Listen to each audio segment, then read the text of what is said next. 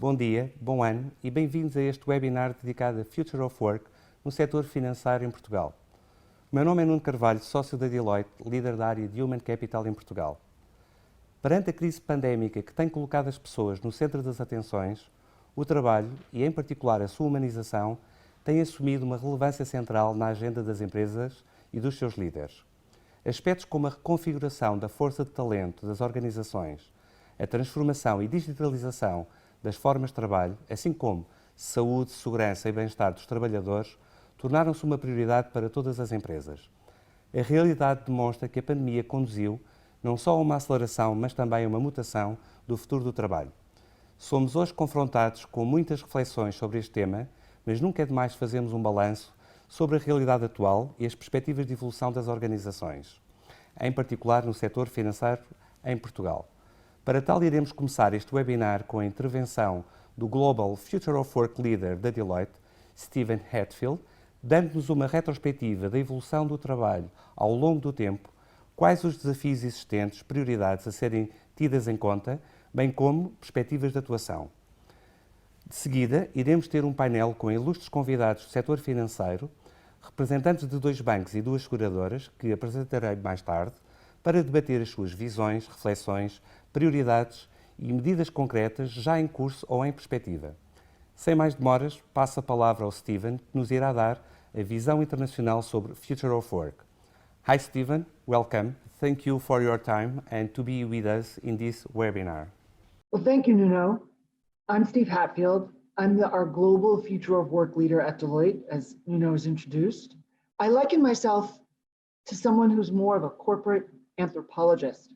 I have a background in anthropology and business, and I've spent the last 25 years looking at the advent of technology and how that's changed our work lives. Of course, we've seen a massive acceleration of that, unfortunately, thanks to the pandemic. And I'm here today to give you a sense of some of the trends that we're seeing based on the research that we have done. So with that, let me share screen. And we'll get started. So what have we learned? What have we learned? We've learned and proved that remote and hybrid work can work. We were talking about the virtualization of work and the ability to do work from any location based on these digital platforms and how they were proliferating into the office prior to the pandemic. But at the time, we were seeing it only as a small perk. It was flexibility in the office. It was the ability to work from home on a Friday. Somewhere in the vicinity of only 4% of the US workforce took advantage of remote and virtual work in any substantive way pre the pandemic. And as you can see from the stats here, where we're headed this year in 2022, very different environment. Somewhere in the vicinity of 2 billion people were impacted by lockdown during the course of the pandemic. And we saw many, many organizations dramatically shift and surprise themselves with the demonstration effect of, wow, we can do this. You see that this is actually a global phenomenon, and that 53% of the US workforce is expected to be working remotely or virtually or in a hybrid model, that you can see strong numbers in Western Europe, and also the absolute largest number of virtual and remote workers, because of the sheer size of those economies, will be India and China. As we progress. We also saw a massive acceleration of digital business models, a 42% spike, for example, in new sellers on Etsy, which is a digital artisanal marketplace.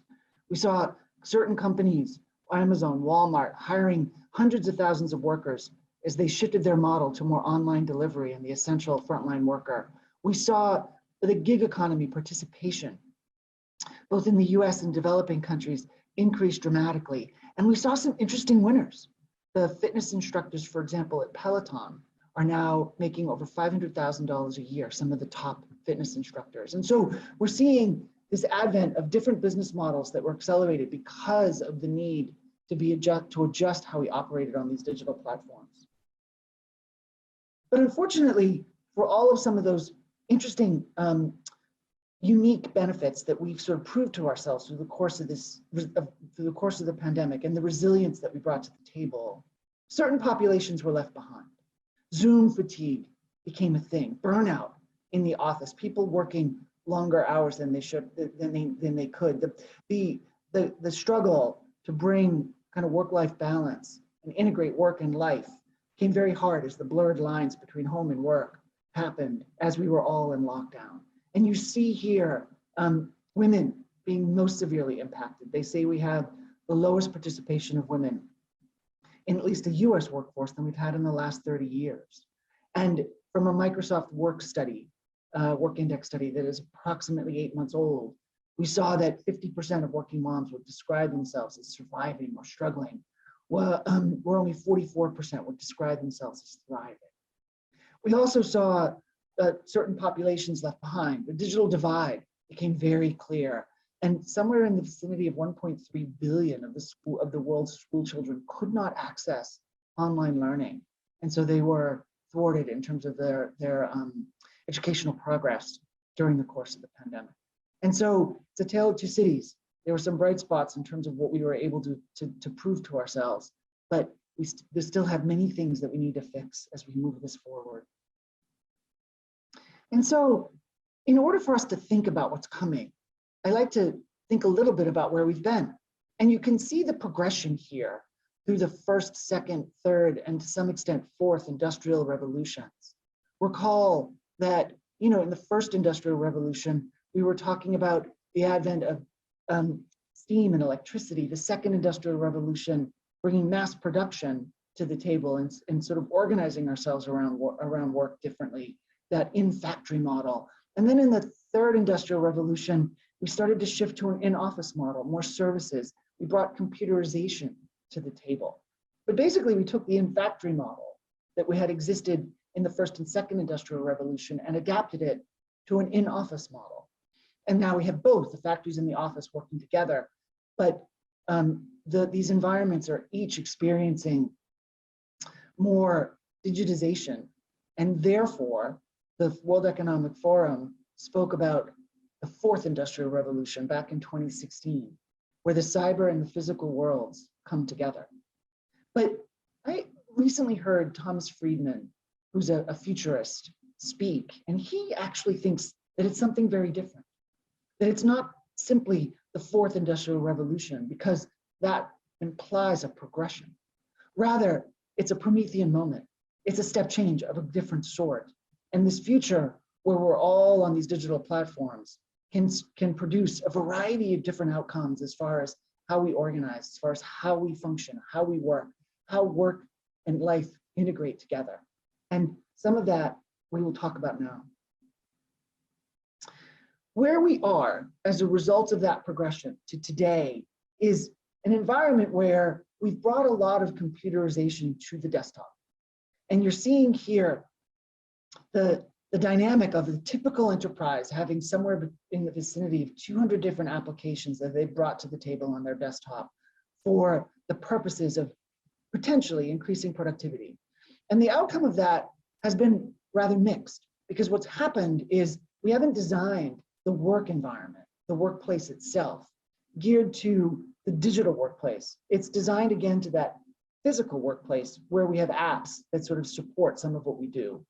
And as a result, we're finding a lot of productivity leakage. This recent study by Goldman Sachs has shown us that we spend 320 hours, for example, context switching between the apps themselves. We spend maybe 209 hours approximately on duplicative work, saving work that's lost. And then there's also another set of leakage for the amount of time that we're, in a sense, not using the applications correctly. Are we actually working as effectively or as efficiently in this new digital desktop as we could be? And so if you look at the number of hours that are lost per knowledge worker and you multiply that by the number of knowledge workers that exist globally, we're talking about 1 trillion hours. It's a massive opportunity. And so where we are now is this rather sort of inadequately designed physical and digital workplace that is impacting, in a sense, our effectiveness at work. And therefore, we need to think about how do we shift that? But recognize importantly that the future is fueled by technologies. It's predicted that within the next year, 25% of digital workers will use virtual employee assistants, so Alexa or Siri in the office, right? 50% of workers, according to the World Economic Forum, are going to need reskilling by 2025. Automation will displace 85 million jobs globally, but it will also create 97 million new roles that will emerge in this adapted, more dynamic economy. And so you're seeing this need for organizations to prepare themselves for these technologies that are coming. It's not about taking what's in existence today and shifting it, making it better. Actually, it's about thinking about what's coming and how do we incorporate that as we create a new tomorrow.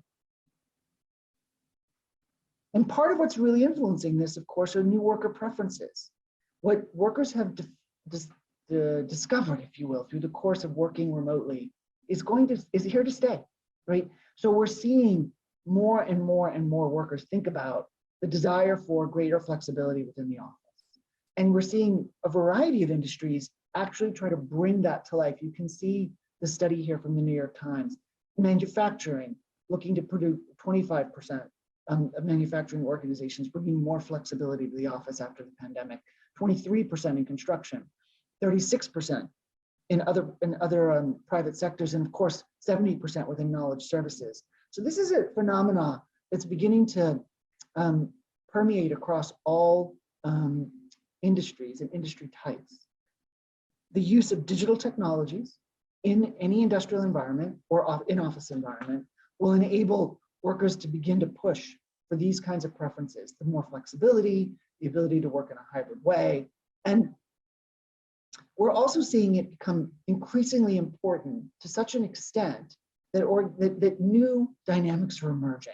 74% of Americans would consider taking a workation, meaning they would actually go on a vacation where they bring remote work with them and they would stay for an extended period and sort of mix time off with doing a few things to manage sort of their work life in the quote unquote virtual office. And so stories abound about folks that picked up and went to exotic locations or went to other venues where they could spend time both doing play and doing work.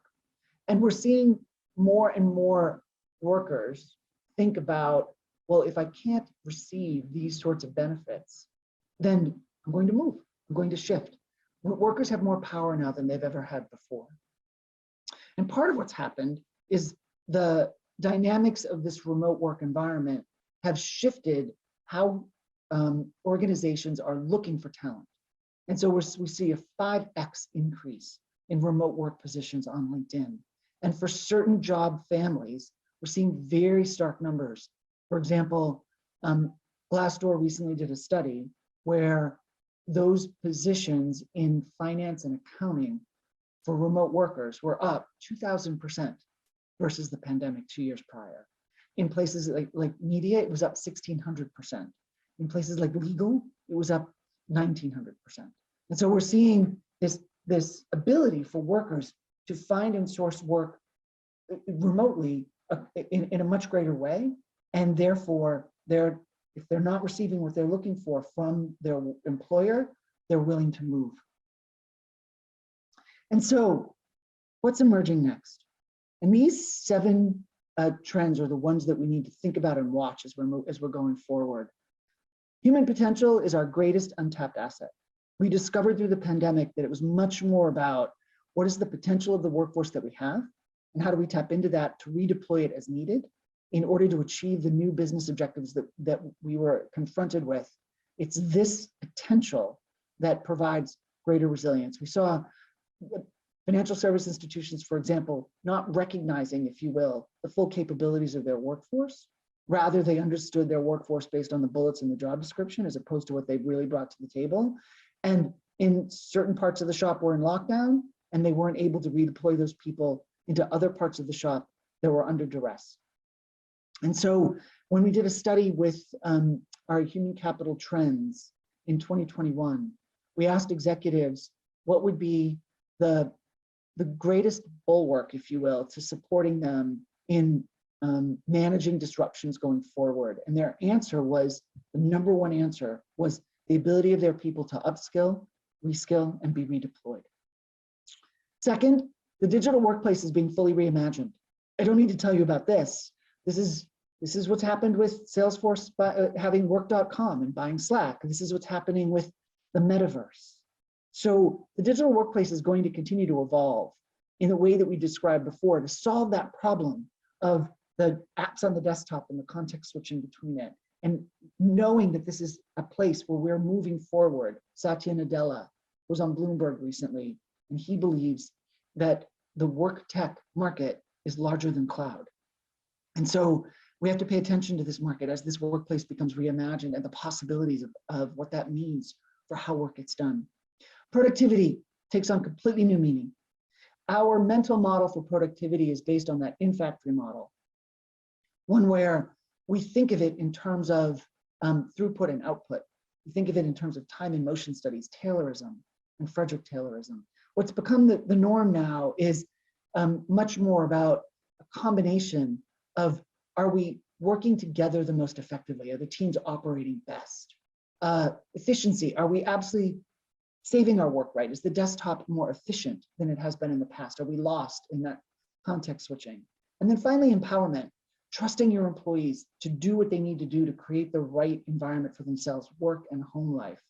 Human performance has actually risen to the discussion in a way that it never had before. That's why we're talking about wellness. The opportunity for workers to choose, I'm going to do deep thinking work in the morning, I'm going to do other work in the afternoon, I'm going to take a break in the middle of the day, because that's what my preference, and that puts me in my best form, is part of what's happening now. We've talked a little bit about organizations and how they're changing the way they do business. This will continue. This will continue. More and more of our online life will create more online preferences for consumers and workers. And therefore, your customers and your employees will look for different things, and businesses will continue to change. A nice example of this is telemedicine. We saw that rise over 11,000% during the course of the pandemic. And it's unlikely that we'll go back. Prior to the pandemic, it was a single-digit usage, if you will. And we're going to expect to see more and more of that take place. In the financial services arena, banking will become very, very different. Insurance is already looking at different ways that they can, of course, create different digital offerings, both for their workforce and for their customer. Leadership, shifting to connection and empowerment. We saw this through the pandemic because of the degree to which it was about the authenticity that you brought to the table. It was about your ability to empathize and understand what your workforce was going through. And organizations are looking to try to understand how to use the data sets that we're all now on these digital platforms that provide us with insight so we can calibrate how we're doing in the operation, who's connecting to whom, who's working more longer hours beyond what we think we should be working. And this feeds the next one, where trust and skills become the currency required to do business. That connection and empowerment from the leadership generates trust. That trust in your workforce is what will allow them to feel comfortable with you as an organization, using some of the data sets that are available to you now to better how you operate. And it's generational.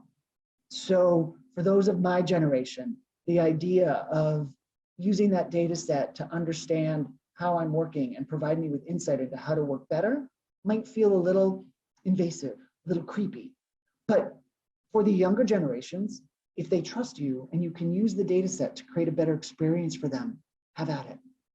And in that environment, we now recognize that it's much less about the job and the job that you're doing, but much more about the skills that you bring to the table and how those skills can be redeployed in a variety of different ways within different teams to achieve the business objectives you have. And that will then shift how jobs continue to evolve. We're seeing the architecture of jobs shift, and what they do and how they do it become different.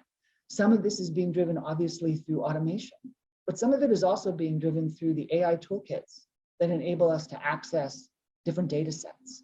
In the world that's coming, you can ask Alexa or Siri for information from firm systems, and that information can be served up to you in ways that you then can apply different things to that data set, the insight that you bring to the table, the complex systems thinking, or the analytical problem solving, or the empathy that allows you to understand how to tell the story well. And so jobs will become different now. And the amount of it that was more searching for data sets or production level or rote work will go away. And so in order for us to address this, we find that what we're grappling with is this triangulation between work, workforce, and workplace. And as you pull on the thread for any one of these, you start to impact the other. So work becomes the value of work, the outcomes, the tasks, what technology is involved. The minute you start talking about technology, you're talking about workforce and workplace. What are the skills? What are the capabilities that we have at the table?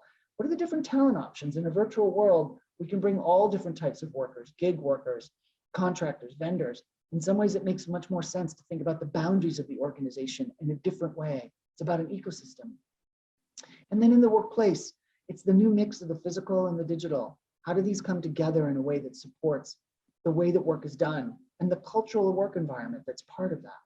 And so part of what we're seeing organizations do is they stepping back to re-architect the work, to unleash that workforce that's already unleashed, both the potential and the ecosystem that they exist in. And then finally, taking that workplace and shifting it, rethinking the digital and physical workplace to be one that's more of an input to actually the outcomes of the work that we're doing, and more of a attraction and support mechanism to the workforce itself. The workplace, in the way it's designed, is part and parcel of how the workforce and the work happens. And so what we're seeing is this need to, in a sense, humanize work, to elevate it, to shift away the mental model of individuals on a production line doing repetitive tasks, to one where we're thinking about the human and how the humans perform and the skills that a human brings to the table most, and how do we elevate that?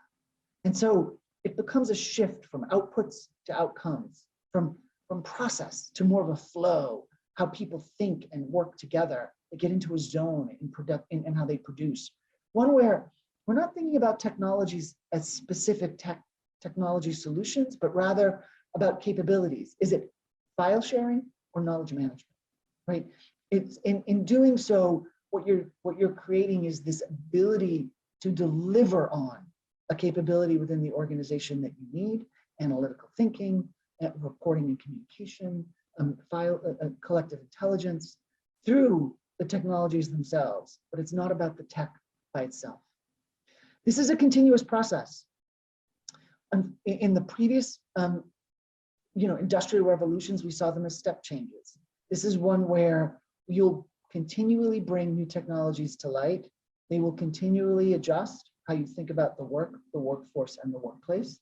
And this ability to further humanize as you go becomes part and parcel of the outcome for you as an organization. And then finally, it's a symphonic problem.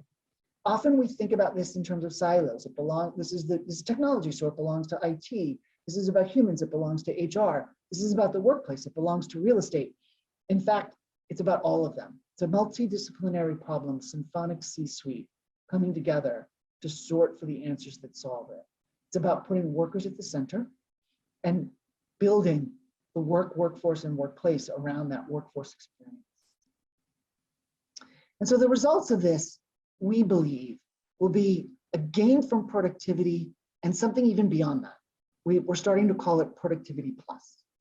So a world where there's greater productivity because humans are performing at their best, because they're in an organization where the digital desktop and the physical work environment are actually designed best for the work they're doing, and where you're relying on the digital toolkits to enable all sorts of other benefits, wellness to increase performance, connectivity across teams to share knowledge and enhance innovation, and the way in which the broader organization can see and understand how the organization is operating and calibrate where needed to improve how people are connecting, how people are producing, and how you as an organization are sort of meeting those business outcomes. And so with that, I'll leave you with a quote from Thomas Edison. "Opportunity is missed by most people because it is dressed in overalls and looks like work. Thank you, everyone. Let's get to work. Thank you very much, Stephen, for your contribution and excellent Future of Work overview. Bom, é o momento de iniciarmos então o debate. Começo por apresentar os meus convidados para este painel. É um orgulho para mim, de facto, fazer parte deste evento e ser moderador. E passo aqui a apresentar os nossos ilustres convidados. Maria João Carioca, membro da Comissão Executiva da Caixa Geral de Depósitos. Pedro António, membro da Comissão Executiva do Grupo AGEAS em Portugal. Teresa Rosas, Head of IT da Fidelidade. E Francisco Barbeira, membro da Comissão Executiva do BPI. Bom, começo por si, Maria João. Sempre que se fala do futuro do trabalho, inevitavelmente acabamos por falar sobre os diferentes modelos de trabalho. Trabalho remoto, trabalho híbrido, trabalho presencial. Será esta uma questão nuclear ou é uma questão de moda para a qual as organizações têm que dar uma resposta porque a sociedade assim o exige? Antes de mais, muito bom dia, obrigada pela oportunidade, pelo convite, é um prazer estar aqui, é um prazer integrar este painel. Colocar os modelos de trabalho como uma questão de moda é sem dúvida algo que se calhar há 2 anos atrás não nos ocorreria, e eu entendo que o contexto nos leva a questionar muitos dos desenvolvimentos que temos tido recentemente como questões do momento em vez de coisas que depois tenham uma continuidade a prazo, mas nós acreditamos, e nós na Caixa em concreto estamos a trabalhar exatamente porque acreditamos que os modelos de trabalho tiveram nos últimos 2 anos em contexto de pandemia, é verdade, e já estavam a ter nos anos anteriores em contexto de aceleração tecnológica, tiveram uma evolução da qual muito não é moda, muito é uma transformação que efetivamente já está a sedimentar, já está a integrar os hábitos tanto dos nossos trabalhadores como dos nossos clientes, e é aí que nós vamos sempre buscar o referencial para o que é moda ou o que é urgência versus o que é que nós acreditamos que efetivamente é um caminho que vamos ter que formatar, vamos ter que evoluir, não temos a mínima dúvida de que muito daquilo que estamos a fazer vamos ter que ir corrigindo ao longo do tempo, mas vemos como caminho que vamos ter que ir fazendo. Nós tivemos situações de urgência nos últimos 2 anos que nos mostraram o poder do teletrabalho. Nós fomos o primeiro banco em Portugal a pôr o contact center 100% em remoto e isso, na altura, foi uma resposta de urgência, de salvaguardar a segurança dos nossos colaboradores, porque era a forma de mantermos nível de serviço e dar confiança aos nossos clientes, numa altura em que confiança no sistema financeiro era importante, estávamos em crise nacional, não é? Agora o que estamos a fazer é o entender de como é que os nossos colaboradores se sentem confortáveis em termos de alternância entre trabalho remoto, porque o 100% remoto para alguns dos nossos trabalhadores é pesado, eles dizem-no, estamos a perguntar muito às nossas pessoas como é que estão a viver a experiência, como é que se sentem, se continuam a sentir-se integrados, se a produtividade sofre, se a vida em família sofre, mas estamos a aproveitar o muito que aprendemos. E estamos a registar o facto de que diferentes tipologias de trabalho servem de maneira diferente diferentes realidades. O cliente também influencia muito a tipologia de trabalho que mais se adequa. Mesmo numa atividade comercial, eu hoje em dia tenho 2 milhões de clientes digitais, não é? Portanto, de repente é muito mais fácil eu ter gente a trabalhar remotamente em client-facing, sendo que o client-facing hoje em dia é ele próprio remoto e digital. Mas há todo um conjunto de nuances que neste momento são na prática aquilo que mais nos ocupa e que mais nos faz a diferença entre o que é mais temporário, mais ajustável e aquilo que já vemos como coisas que vão ficar. E claramente o que vai ficar é um mix e uma consideração sobre tipologias de trabalho que há 4 ou 5 anos atrás nós não encarávamos como sendo mainstream na nossa gestão de recursos e hoje em dia são claramente. Quais são os critérios que deverão ser tidos em consideração nessas reflexões em termos futuros sobre as modalidades a adotar? Nós voltamos sempre muito a o que é que, em termos de relacionamento com o cliente, nas várias vertentes do que é relacionamento com o cliente, não é? Mas o que é que em termos de relacionamento com o cliente é viável e depois o que é a tradução em termos da nossa competitividade, da nossa produtividade. Portanto, eu estou a fazer um caminho de evoluir a minha relação com o cliente que me está ele próprio, não apenas a possibilitar, mas a exigir que eu seja capaz de contemplar regimes de trabalho mais flexíveis, regimes de trabalho seguramente mais híbridos, regimes de trabalho com horários, com registros de conversação com o cliente completamente diferentes. E também estou a registar uma evolução em termos de talento que, para eu conseguir estar no mercado com os níveis de produtividade que eu preciso, portanto, com o skill set que eu preciso, tenho, obviamente, também que ajustar ao facto de que há aqui uma procura, houve aqui uma experiência que para muita gente foi muito positiva em termos da flexibilidade, em termos da autonomia, em termos da articulação entre equipas, que os regimes de trabalho que nós experimentámos nos últimos anos, talvez forçados, seguramente acelerados pelo contexto, mas que se revelaram muito positivos, e para alguns segmentos da minha força de trabalho e para alguns dos segmentos emergentes em termos de relevância, em termos de capacidades, são muito bem-vindos, são uma mais-valia. Okay. Pegando aqui exatamente no talento, Teresa, o trabalho remoto tem vindo, ou pode potenciar, de facto, aqui uma maior flexibilidade nos modelos de colaboração. Nós temos assistido, de facto, em Portugal, uma grande procura relativamente a talento. Muito se fala da criação de centros de desenvolvimento, centros de negócio, em que grandes multinacionais têm aberto, no fundo, esses centros em Portugal. Nesta perspectiva, e talvez com uma tónica mais virtual, podemos vir a contar com essas colaborações sem que as pessoas tenham que estar fisicamente todas nos mesmos sítios. Até que ponto é que isto é ou não é uma ameaça para a captação e para a retenção do talento? É sem dúvida, mas há sempre dois lados da moeda. Se por um lado nós assistimos e estamos a viver isso nas organizações, em que sem dúvida este acesso muito mais facilitado às pessoas que estão em Portugal, muitas vezes a rates mais elevadas, num 100% remoto.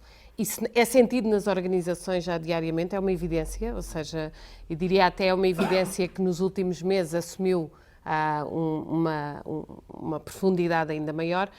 Por outro lado, também esses centros trazem naturalmente um desenvolvimento de competências que é muito relevante para o desenvolvimento do talento na tecnologia em Portugal. Agora, temos que pensar que variáveis é que podemos utilizar para que este caminho seja virtuoso e que nos dê uma contrapartida positiva. E eu acho que naquilo que contacto com as pessoas e com as escolhas que as pessoas fazem relativamente às opções que têm a nível profissional, eu diria que há aqui alguns fatores que nós podemos utilizar e que têm que claramente participar ativamente neste reequilíbrio. Um tema, a forma como as organizações são vistas pelas pessoas e naquilo que se diferenciam. Ou seja, hoje em dia é muito valorizado o propósito da organização, a lógica com que a organização foca os seus valores, a maneira como se trabalha nessa organização, e já falámos aqui destas flexibilidades que vão sendo criadas, e esse é um dos aspectos que eu acho que nós temos que ver como um papel diferenciador também, para além destas ameaças. As pessoas no centro da organização, e isto parece uma frase extremamente simples de desenvolver, mas eu acho que a realidade dentro da organização e o desenvolvimento da pessoa, a experiência de cada colaborador, de cada pessoa dentro de uma organização, para além da experiência dos clientes com quem contactamos, é extremamente valorizada e reconhecida pelas pessoas hoje em dia. Acho também que temos que incluir dentro das nossas próprias equipas esta realidade da rotatividade. Ou seja, já não vamos ter pessoas a trabalhar 10 anos, 15 anos numa mesma organização, muito menos numa mesma equipa ou numa mesma área. E por isso, as equipas devem desenvolver as suas próprias formas de funcionamento para que esta passagem, esta mudança faça parte e que a gestão de conhecimento, o multiskilling, seja perfeitamente embebida e não haja disrupção nessa equipa. Por fim, salientava o papel que eu acho que o país tem que ter também e as entidades reguladoras relativamente a modelos de incentivos, benefícios fiscais, etc., que também ajudem um pouco esta retenção e há alguns países começamos a ver a dar passos nesse sentido e eu acho que também é muito importante que esse espaço seja ocupado em Portugal. Ou seja, eu sou positiva por natureza e, portanto, acredito que vamos encontrar um novo ponto de estabilidade. Não é o mesmo equilíbrio, não é o mesmo que tínhamos antes, há de ser diferente, mas claramente com benefícios também. Ok. Em todo este processo, temos muito ouvido falar sobre a transformação digital e aqui, Pedro, gostava de perceber um pouco o teu ponto de vista, porque muito daquilo que tem sido o posicionamento do mercado das várias organizações, onde tem havido aqui um investimento significativo e que tem vindo a crescer, muitos estudos apontam nesse sentido, no fundo, evoluir naquilo que é a oferta de valor para os seus consumidores finais. Naturalmente que os colaboradores de uma organização, também como consumidores, acabam por ser também aqui mais exigentes, mas nem sempre essa visão é tida numa perspectiva interna. O que é que está a ser feito, ou será que está a ser feito o nível de investimento interno para que, no fundo, de facto, essa transformação digital também se faça refletir dentro das organizações, no fundo, reconfigurando aquilo que é o seu posto de trabalho? Em primeiro lugar, bom dia a todos. Sim, eu creio que sim. Acho que há um conjunto, há uma parte do investimento que foi um pouco forçado pela própria pandemia, que eu recordo nós no grupo AGAs, enfim, a decisão de dia 12 de março, em que toda a gente tinha que ir para casa, portanto, criou um desafio enorme, que era garantir que as pessoas estavam em casa nas mesmas condições que estavam no seu local de trabalho e, portanto, admito que se calhar mais fácil para umas organizações do que para outras, equipar todos os nossos colaboradores com laptops portáteis, não é? Ter a capacidade de ter headsets para que eles possam comunicar. Portanto, tudo isso foi, obviamente, um investimento que eu acho que significativo e impactante devido à pandemia. E hoje em dia, acho que já estamos um bocadinho para além disso, não é? Porque como é que nós vamos garantir a futuro aquilo que são condições de trabalho em casa semelhantes àquelas que as pessoas tinham dentro dos próprios escritórios. Portanto, não vai além do laptop, teclado, terminais, headsets, ergonomia até do posto de trabalho que a pessoa vai ter em casa, o espaço que vai ter em casa, é uma preocupação das organizações, é uma preocupação que nós temos e temos vindo a investir para garantir que as pessoas tenham esse conforto profissional a trabalhar em casa. Mas eu diria que isso é a base, não é? Depois também houve, e creio que vai continuar a evoluir muitíssimo nos próximos anos, aquilo que eu digo que é componente mais de software de suporte a este trabalho remoto, não é? Ou seja, acho que foi um primeiro passo evidente para todos nós, que tínhamos de ter soluções tipo Teams, tipo Zoom, para que as pessoas pudessem comunicar entre elas. Mas hoje em dia, se nós quisermos pensar que eu quero manter os mesmos níveis de produtividade, quero garantir a colaboração entre equipas, por si só não chega. E, portanto, nós próprios também temos vindo a investir num conjunto de ferramentas que permitem a agilidade, a capacidade de troca de ideias, e isso é também eu diria, uma área fantástica de oportunidade no mercado para estes fornecedores de software, o investimento nestas soluções, porque são efetivamente necessárias. Portanto, este é um caminho que nós temos vindo a fazer e creio que também será um caminho que, a médio prazo, aparecerão imensas soluções de mercado e nós um dia vamos ter dificuldades em escolher as melhores soluções, que é uma das coisas que eu já sinto hoje em dia, panóplia de soluções que nos aparece e temos de ser muito seletivos naquilo que queremos dar aos nossos colaboradores, mas claramente sim. Não é? Depois existe uma terceira componente que eu diria que também é muito importante, né, neste contexto, que é a desmaterialização dos processos de trabalho. Ou seja, nós temos uma realidade já altamente tecnológica, mas ainda tínhamos muitos processos em que o papel circula, enfim, há muita circulação dessa, eu diria, mais física dos processos. No dia 12 de março fomos forçados a desmaterializar tudo, portanto eu diria que há aqui uma desmaterialização de muito curto prazo, muito tática, não é? Mas temos que começar a evoluir para uma organização muito mais desmaterializada de um ponto de vista estratégico. Portanto, isso também tem sido uma área onde temos vindo a investir, garantir que progressivamente eliminamos, eu diria de uma forma transversal, o papel, e um exemplo que nós temos hoje em dia, que ainda é um problema para resolvermos, tem a ver, por exemplo, com o número de assinaturas que temos que fazer, portanto, ou seja, a quantidade de papel que é preciso assinar.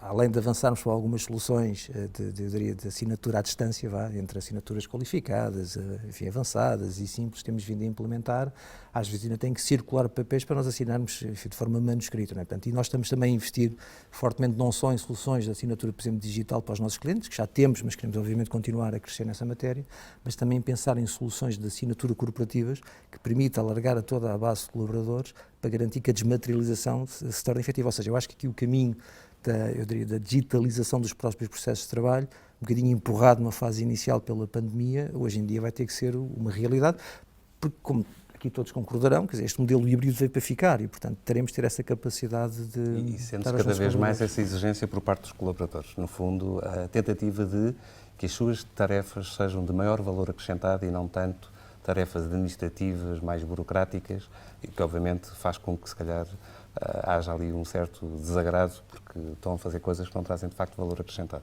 Sim, claramente. Ok. Francisco, saúde, segurança e bem-estar têm estado na ordem do dia. Muito se tem falado, não só pelas restrições a que as pessoas têm estado sujeitas, portanto, pelos confinamentos e, naturalmente, o receio de contágio. Até que ponto é que esta preocupação ou estes temas estão na ordem do dia, na gestão de topo das organizações? E será esta uma preocupação temporária, porque estamos ainda com uma situação pandémica que vai oscilando, ou será uma questão passageira? Muito obrigado, Nuno, obrigado pelo convite, é um prazer estar aqui com todos. Vamos ver, é evidente que há aqui uma emergência sanitária que obrigou, como já foi dito aqui de resto, a medidas muito concretas no dia 12 e nos dias seguintes e que são absolutamente extraordinárias e são de contexto, não é?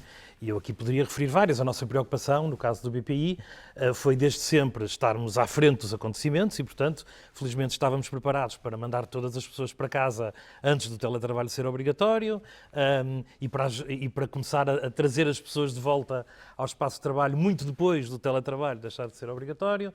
Tivemos um cuidado muito grande em assegurar a manutenção dos rendimentos, quando algumas pessoas tiveram que ir para casa e quando aquilo que era o enquadramento legal faria com que perdessem alguma parte do seu rendimento, tivemos o cuidado de assegurar a manutenção dos rendimentos de todas as pessoas. Tivemos o cuidado, por exemplo, e fomos o primeiro banco a fazê-lo, a ter a certificação Covid Safe e, portanto, fizemos, que como imaginam, para ter essa certificação implica uma data de alterações e um conjunto muito vasto de mudanças, de processos e de meios importante e, portanto, isso foi, obviamente, uma preocupação que todos tivemos, cada um de nós, dentro das suas realidades, todos tivemos para dar uma resposta de emergência. Agora, afastando-nos deste momento de emergência, é evidente que o bem-estar dos nossos colaboradores é e continuará a ser cada vez mais uma preocupação da gestão de topo das organizações. Vamos ver, nós somos, ou queremos ser, equipas de alta performance, não é? Uma equipa de alta performance é constituída por atletas de alta performance e qualquer pessoa que trabalhe com atletas de alta performance sabe que não se preocupa só com o dia do jogo ou com o dia do treino, não é? Aliás, sabe, inclusivamente, que um atleta de alta performance, se treinar demais e não recuperar, vai ter lesões e vai estar pior no dia de jogo, não é? Portanto, temos de ter uma visão, obviamente, uma preocupação holística com os nossos colaboradores e é óbvio que a preocupação com o bem-estar e com o equilíbrio entre aquilo que é um ambiente de trabalho cada vez mais exigente, que exige cada vez mais agilidade, mais multidisciplinaridade, a gestão de todos estes ambientes cada vez mais diversos, que já aqui começamos a falar, diversos no espaço, no tempo, etc., exige, obviamente, que as organizações se preocupem com o bem-estar geral dos seus colaboradores, porque de facto isso depende muito disso também o seu próprio sucesso como organização.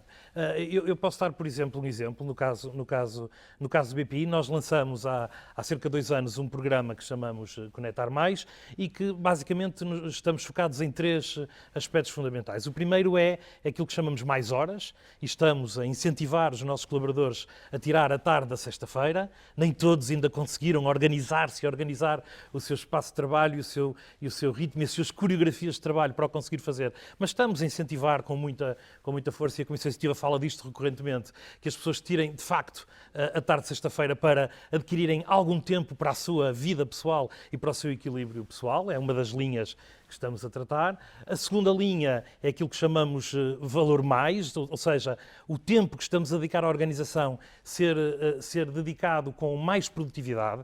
E aqui estamos a tratar e continuamos a trabalhar, estamos longe de estar bem, mas continuamos a trabalhar e a investir muito seriamente no tema da organização do trabalho, da organização das reuniões, em reduzir as reuniões ao essencial, os comitês ao essencial. Estamos todos cheios de comitês e participamos todos em milhares de comitês, portanto, reduzir a organização ao essencial. Fizemos um trabalho muito grande de reduzir os níveis hierárquicos dentro do banco. A própria forma como gerimos os e-mails e como gerimos a comunicação escrita são tudo aspectos que temos que trabalhar para garantir que o tempo que as pessoas estão a dedicar ao banco é um tempo mais produtivo. E, portanto, essa é a segunda dimensão. E a terceira dimensão é o Saúde Mais. E temos um conjunto muito vasto de iniciativas disponíveis todos os dias para os nossos colaboradores e que passam de coisas tão variáveis como sessões de yoga, sessões de mindfulness, até coach nutricional, ao qual eu não vou, como se repara, coach de saúde, consultas de psicologia. Portanto, temos um conjunto muito vasto de recursos que estão disponíveis para os nossos colaboradores para cuidarem da sua saúde. E, portanto, eu diria que é absolutamente evidente que cada vez mais as estruturas de gestão das organizações têm que ter uma visão holística dos seus colaboradores e é importante que cada um, e isto é muito diferente de pessoa a pessoa, olhem, por exemplo, para mim o work-life balance é separar. Eu preciso de estar a 100% no banco quando estou no banco e a 100% em casa quando estou em casa. Mas isto não é igual para todas as pessoas. E, portanto, cada um vai ter que encontrar o seu modelo, o seu equilíbrio, e as organizações têm que estar preparadas para gerir também essa diversidade. E, portanto, eu diria que é uma exigência. Portanto, não é sequer uma alternativa, até porque eu acredito que hoje, durante a nossa conversa, ainda vai surgir seguramente tempo para referir ou para falar sobre o assunto. Hoje a luta pelo talento é de tal maneira grande que cada vez mais vão ser os colaboradores que vão escolher a organização e não a organização a escolher os colaboradores. E, portanto, eu diria que é uma inevitabilidade que tenhamos que olhar para o bem-estar integral e holístico de todos os nossos colaboradores. Ok. Eu se calhar pegava num dos comentários que fizeste em relação à carga ou às rotinas que têm mudado no nosso dia-a-dia. E Pedro, se calhar aqui, pegando neste ponto, nós temos sido inundados com muitas mais reuniões, portanto, todos os estudos apontam nesse sentido, mais e-mails. Isso significa o quê? Que estamos a adotar políticas de maior controlo ou e de sincronização em excesso?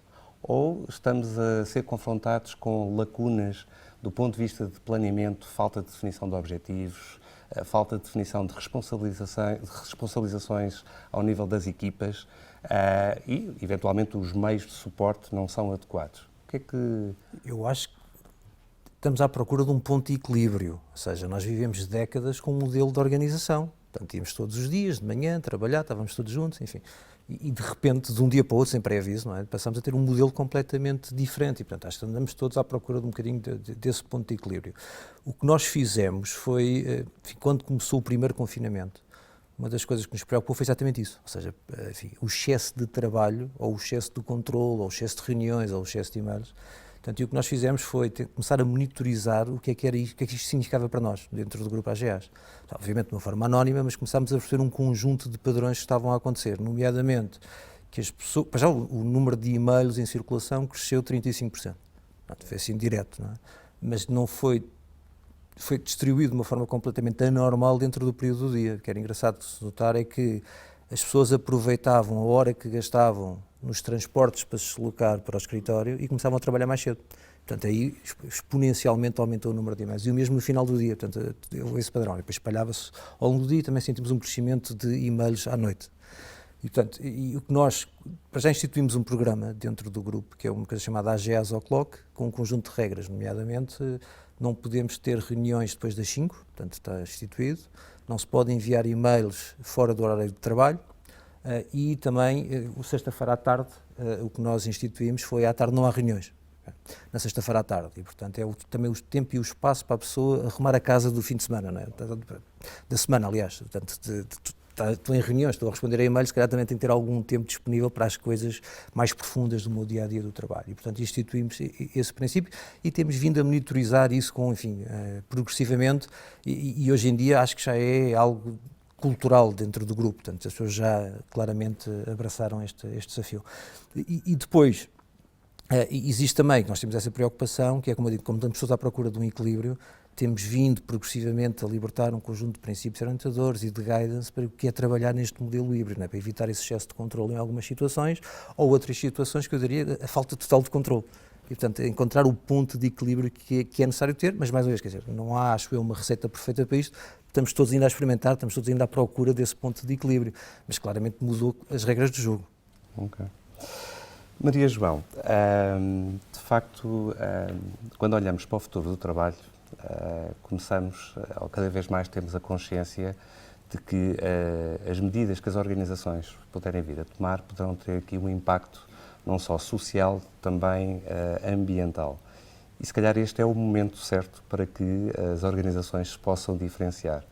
De que forma é que, efetivamente, o momento que nós estamos a viver está a contribuir nesse sentido e que medidas é que poderão, efetivamente, ser feitas para, no fundo, se destacarem, as organizações se destacarem nestas áreas?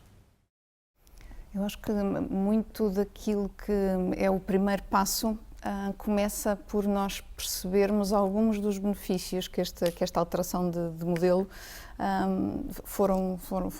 foi produzindo e começarmos a colher esses benefícios e a usá-los como bandeiras e como formas de podermos sinalizar alguns desses aspectos positivos e podermos fazê-los crescer. Eu dou dois ou três exemplos, 2 ou 3 ilustrações, porque na Caixa nós temos estado precisamente a fazer esse processo de olharmos para tudo aquilo que são os objetivos ESG e olharmos para o que é que isso quer dizer em termos do nosso funcionamento, em termos dos nossos modelos de trabalho, também em termos do nosso relacionamento com o cliente. E um dos exercícios interessantes que temos estado a fazer é exatamente, ok, o que é que nós já colhemos, se quisermos de low-hanging fruit, mas às vezes também de coisas que são quase que inesperadas ou que correm tão bem que nos surpreendem pela positiva. Por exemplo, nós reduzimos em 90% o consumo de papel na Caixa. 90%. É óbvio que o termos feito esta migração forçada, momentânea, para um ambiente de trabalho completamente diferente, de repente o papel não pôde ir todo atrás, de repente um papel, quando faltava, tinha que ser substituído por qualquer outra coisa. Muitos dos desenvolvimentos e das melhorias de processo que tínhamos em curso que tinham a ver com aspectos como o que o Pedro dizia, por exemplo, o estimularmos assinaturas digitais, usarmos tudo aquilo que tínhamos à nossa disposição, mas fazê-lo muito aplicado à prática, tudo isso somou. Tínhamos um programa de redução de papel que andava ali como uma das nossas iniciativas corporativas e que as pessoas de 2 em 2 meses nós fazíamos ali uma daquelas sessões de secretárias têm que ficar todas limpas e a gente limpava a secretária, depois aquilo crescia outra vez e depois tirávamos os cacifes e tirámos e redesenhámos os pisos e reduzíamos o espaço. Mas tudo aquilo era assim uma coisa que não era necessariamente bem recebida e a verdade é que agora sentimos que houve uma série de gente que experimentou o que é trabalhar sem papel e finalmente deixou consolidar essa prática e o impacto está lá. E isto é uma ilustração, não é? Obviamente que tem impacto ambiental, mas é uma ilustração de algo que agora o que nós queremos fazer é pegar nestas histórias, pegar nestas bandeiras e usá-lo para ir alargando estes ciclos de ir colhendo estes benefícios. Vemos também um benefício muito grande, um potencial muito interessante em termos de a flexibilidade de trabalho que os novos modelos trouxeram e a experiência que as famílias estão a acumular, ainda muito em early days e ainda muito com momentos de dor, não é? Momentos de dificuldade em gerir a vida familiar, mas parece-nos que a flexibilidade vai ter um impacto muito interessante em termos de paridade, em termos de equilíbrio de género no local de trabalho. E estamos a trabalhar nesse sentido, portanto, no sentido de auscultar, nomeadamente, as diferenças que os nossos colaboradores nos transmitem, que foi a experiência de estar a trabalhar em casa, entre as mães e os pais, entre quem vive sozinho e quem vive numa família numerosa. Portanto, estamos a trabalhar muito isso. E percebemos, e estamos a usar uma vez mais as histórias daqueles que nos dão reações positivas para conseguir, enfim, trazê-los ao resto da organização. E vemos aqui uma série de mudanças, já mais fora deste contexto de pandemia, portanto, isto às vezes nós já nos queixávamos da aceleração da transformação antes deste pulo enorme da pandemia, não é? Portanto, nós já comentávamos o quão mais acelerado a nossa capacidade de integrar tecnologia, de integrar inteligência, de integrar um conjunto de novidades no negócio estava a acontecer. Muitas delas nós estamos a incorporá-las agora também numa perspectiva ESG, por exemplo, estamos a fazer rating ambiental, temos mais de 300 mil empresas às quais estamos a começar a fazer rating, não apenas para efeitos de política de concessão de crédito, mas também para efeitos de começarmos a fazer, se quiserem, inclusivamente uma educação dos nossos clientes para o impacto que esperamos que a prazo as suas práticas ambientais venham provavelmente a ter. Portanto, há aqui o aproveitar das histórias, o aproveitar da tecnologia e, acima de tudo, começar a fazer um bocadinho o percurso contrário, que é algumas das coisas que nós já experimentamos, em que é que traduzem em termos de ESG e como é que as alavancamos e como é que as fazemos crescer, porque há um caminho positivo aí. Ok.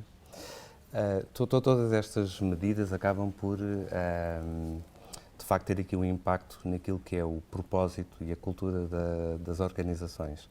Teresa, Inevitavelmente, e há pouco falávamos sobre o talento, eu diria que cada vez mais, e as novas gerações acabam por se mover cada vez mais por desafios, onde muitas das vezes estão atentas àquilo que é o posicionamento e a oferta de valor das organizações. Este tema da cultura e o seu propósito está a ganhar hoje um maior peso nas organizações. De que forma é que tu sentes que a força de trabalho pode contribuir para dinamizar e, no fundo, promover essa cultura ou esse propósito? Eu acho que há certos aspectos que ganharam uma importância muito grande em todo o lado, e a prova disso é este painel a falar de futuro de trabalho, que eu para já agradeço o convite à Fidelidade e dou-vos os parabéns pela iniciativa. Acho que é muito importante percebermos o que estamos a fazer.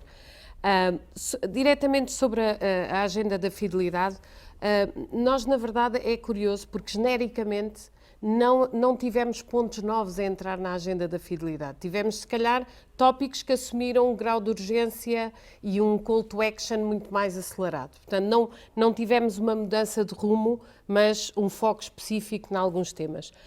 O propósito da fidelidade, talvez até pela sua clareza e simplicidade, o para que a vida não pare nunca, é praticado todos os dias. Portanto, nós temos naquilo que fazemos diariamente dentro da organização, aquilo que colocamos na forma como comunicamos com o exterior, as campanhas que fazemos, os produtos que lançamos, os focos de serviço e até em segmentos muito específicos, esse propósito está sempre presente. Por outro lado, também a cultura é uma vivência, não é uma declaração de intenção. E, portanto, a maneira como nós vivemos uma pessoa que teve um acidente e neste período de tempo, ainda por cima com confinamentos, etc., tivemos que reinventar uma série de processos, colocando as pessoas sempre no centro e nessa lógica da vida de todos não parar, a maneira como reinventámos serviços, reinventámos a forma de contactar, mas também muito com as nossas pessoas. Por exemplo, o tema dos cuidadores informais foi algo que relançámos de uma maneira extremamente expressiva porque as necessidades de cada pessoa mudaram completamente. E, portanto, ter este foco no equilíbrio e colocar realmente esta importância na prática diária com pessoas que passaram a ter uma realidade completamente distinta, foi algo que tivemos sempre presente. Portanto, acima de tudo, eu penso que foi extremamente importante para esta transformação ter a cultura e o propósito como uma cola agregadora nas decisões que fomos tomando, não que entrassem numa agenda, mas pela importância que realmente tiveram. Na fidelidade como uma prática que já temos no nosso dia-a-dia. De certeza com imensas oportunidades de melhoria, com muitos erros que queremos melhorar, mas acima de tudo sinto, e cada um de nós que estava dentro da organização sentiu isso permanentemente, que as tomadas de decisão sobre os modelos, as regras que criávamos ou retirávamos, porque em determinada altura o importante era retirar regras. A forma como olhámos para o mercado e abordámos o nosso cliente no mercado com uma série de iniciativas que tivemos relativamente a compensá-lo naquilo que era a nova realidade. Acho que são tudo temas em que quando se fica sem chão ou quando se perdem determinadas referências, o propósito e a cultura de uma empresa vai marcar a diferença nas decisões que tomamos. E, portanto, acho que é dessa forma que dinamizamos e promovemos cada um de nós na organização. Muito bem. Francisco, neste mundo de constante mudança e de adaptações, é óbvio que os líderes fazem as organizações. Qual o papel do líder do futuro? De facto, que desafios é que ele tem pela frente? Sim, eu diria que o líder é sempre importante, mas quanto maior for o momento transformacional em que se esteja a viver, obviamente que aumenta a sua importância, e as características do líder são fundamentais. É evidente que não há aqui uma receita, todas as organizações vivem culturas diferentes, momentos diferentes, desafios diferentes, indústrias diferentes têm, então, desse ponto de vista, claramente momentos e desafios diferentes e, portanto, há características de líder que se aplicam mais a uma organização num determinado momento do que a outros, mas há, obviamente, algumas características que eu diria que são, na minha opinião, fundacionais daquilo que será, ou daquilo que é o líder de hoje e do futuro. Eu se calhar começaria por uma que já aqui foi dito, não é? Que é o líder tem que ser inspirador, tem que ser capaz de passar propósito, tem que ser capaz de enunciar bem esse propósito e tem que ser capaz de gerar confiança na sua organização, de confiar também na sua organização e ser inspirador ao ponto de reproduzir comportamentos. Porque, na verdade, é isso que um líder tem que ser, não é? Tem que ser capaz de reproduzir comportamentos, não é centralizar em si as decisões ou aquilo que são os momentos mais relevantes. E, portanto, eu diria que um líder tem que ser seguramente inspirador. Depois, nos dias atuais, ele tem que ser também transformador. A velocidade a que estamos é enorme e nós que estamos todos aqui em empresas que não são as startups, não é? Temos que viver como startups, com a agilidade das startups e temos que saber fazer isso em organizações com muitas pessoas e com processos complexos e, portanto, o líder tem que ser transformador. Quando eu digo transformador, é alguém que é capaz de incentivar um pensamento estratégico, que é capaz de incentivar a inovação, mas que faz tudo isto com um sentido de ação e um sentido de criação de impacto muito claro, não é? E muito ágil, muito focado na entrega de impacto real, ok? Portanto, é capaz de incentivar todos os modelos de inovação e de pensamento estratégico, de distribuição criativa, de falhar depressa quando é preciso fazê-lo, de arriscar, mas com sentido muito claro de que temos que transformar e temos que entregar valor e, portanto, temos que ter impacto. Eu diria que essa é uma segunda dimensão. Depois, uma outra dimensão que eu acho que é muito importante é o líder tem que ser ético. O que eu quero dizer com isto é o líder tem que pesar o impacto ético das suas decisões. Eu acho que nós já não estamos num mundo em que é aceitável gerir com leis para saber o que não se deve fazer e sistemas de incentivos para saber o que querem que façamos, não é?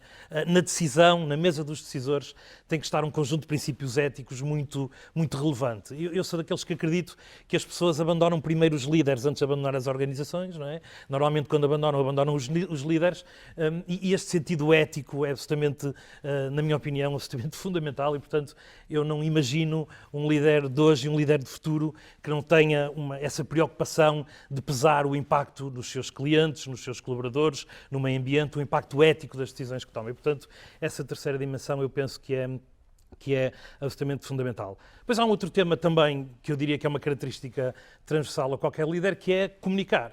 Comunicar em tudo o que isso significa. Em primeiro lugar, na escuta ativa, em conseguir escutar e fazer com que as pessoas percebam e sintam que estão a ser escutadas, não é? E depois saber comunicar muito bem, saber ter uma comunicação eficaz, muito efetiva, que seja bem compreendida, que a mensagem chegue de facto de forma muito clara às suas pessoas e esta dimensão da comunicação é absolutamente crucial e vai ter desafios muito importantes com todos estes novos modelos de trabalho e com todo o maior assincronismo com que vamos estar a trabalhar. Portanto, esta dimensão da comunicação adquire uma dimensão muito particular. Depois eu diria também que um líder tem que ser capaz de conectar, porque cada vez mais nós não somos ilhas, cada vez mais vamos trabalhar em ecossistemas dentro da indústria, fora da indústria, no caso da banca, com as fintechs, as regtechs, as martechs, as techtechs, tudo, não é? Portanto, cada vez mais um líder vai ter que ser capaz de conectar, de criar conexões e de saber trabalhar e induzir um trabalho em colaboração. E, portanto, essa é outra característica que eu diria que um líder tem que ter. E depois, talvez para finalizar, eu acho que um líder tem que ser autêntico. Há uma frase que eu gosto muito e que digo muitas vezes às minhas equipas e que para mim encerra um bocadinho tudo isto que eu acabei de dizer, que é o líder tem que amar as suas pessoas. E tem que amar as suas pessoas e elas têm que se sentir amadas de forma autêntica. E, portanto, eu diria que esta se tivesse que sublinhar a última das características que eu penso que tem que ser transversal a todos os líderes e, portanto, seguramente que se perguntarmos aqui a todos vamos conseguir acrescentar mais alguma característica, ficou seguramente alguma coisa para dizer, mas eu penso que estas que referi para mim são características absolutamente fundamentais para um líder, não é do futuro, é já de hoje, não é? O líder de hoje e do futuro. Então, pegando exatamente nessa perspectiva dos líderes do futuro, lanço aqui, para terminarmos aqui o nosso debate, aqui um desafio aos meus convidados, no fundo, quer em relação à banca, quer em relação aos seguros, como é que imaginam, no fundo, aqui a banca do futuro ou os seguros do futuro? Maria João. Eu acho que o primeiro toque que eu imagino é um futuro para a banca muito mais relacional. Relacional no sentido de muito mais próximo dos nossos clientes, também muito mais próximo de um conjunto cada vez mais alargado de parceiros e, portanto, muito menos centrado naquilo que são os formalismos e, se quisermos, algum peso que se associava à banca tradicional e muito mais capaz de estar presente na relação com o cliente em vez de estar fechado num back-office a fazer uma tarefa qualquer que, entretanto, se automatizou, se incorporou inteligência, se fez um conjunto de transformações que libertaram tempo precisamente para esse contacto, de estar muito mais próximo de um conjunto de parceiros que têm uma rede de valências e uma rede de valores que nos podem aportar e que podem alargar aquilo que é o Conselho de Serviço Financeiro como nós o temos. Portanto, seguramente tem como ambição, se quisermos, ser capaz de ter essa componente mais relacional. Acho que também tem que ser um trabalho feito em forma muito mais contextual, portanto, muito mais próximo de onde tivermos que estar, quando estivermos que estar. Aquele conceito, se quisermos, da banca física e da banca com o home banking, em que nós levávamos o cliente ao contexto que nós tínhamos eleito para ser o cliente, o contexto de relação, acho que isso se vai transformar muito e acho que temos que aprender a estar cada vez mais no contexto em que o cliente nos quer, no contexto em que o nosso colega, o nosso colaborador quer estar, quer trabalhar, quer se desenvolver. Portanto, há um elemento de trazer essa capacidade de ir